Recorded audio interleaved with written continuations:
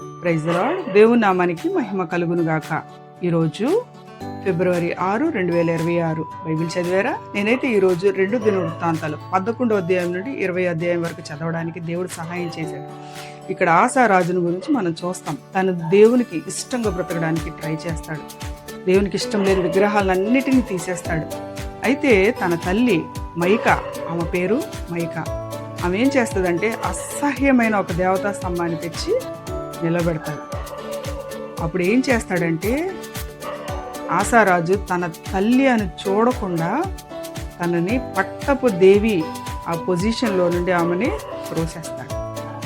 తర్వాత ఆ స్తంభాన్ని విరగొట్టేస్తాడు.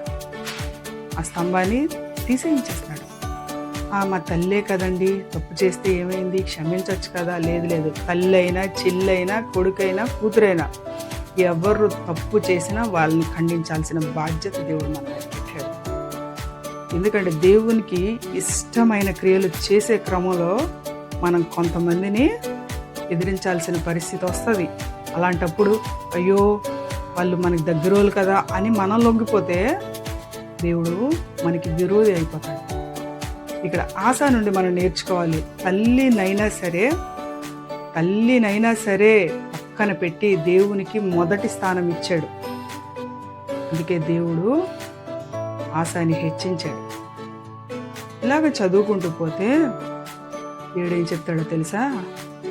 తన యందు యథార్థ హృదయము గల వారిని బలపరచుటకే యెహోవా కన్నులు లోకమందంతటా సంచారం చేస్తున్నాయి. ఒకవేళ బలం లేని స్థితిలో మనం ఉంటే మనం ఏం చేయాలంటే దేవుని దగ్గర యథార్థ హృదయాలుగా మనం ఉండాలి. ఆటోమేటిక్గా బలం వచ్చేస్తుంది మనకి.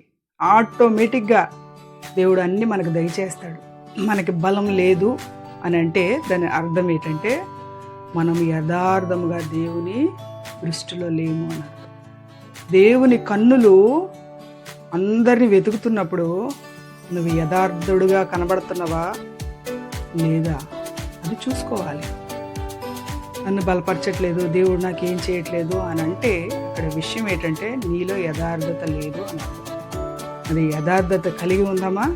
దేవుని కోసం మనం యథార్థ హృదయులుగా బ్రతికి ఆయన నామానికి మహిమ తెచ్చుదుముగాక.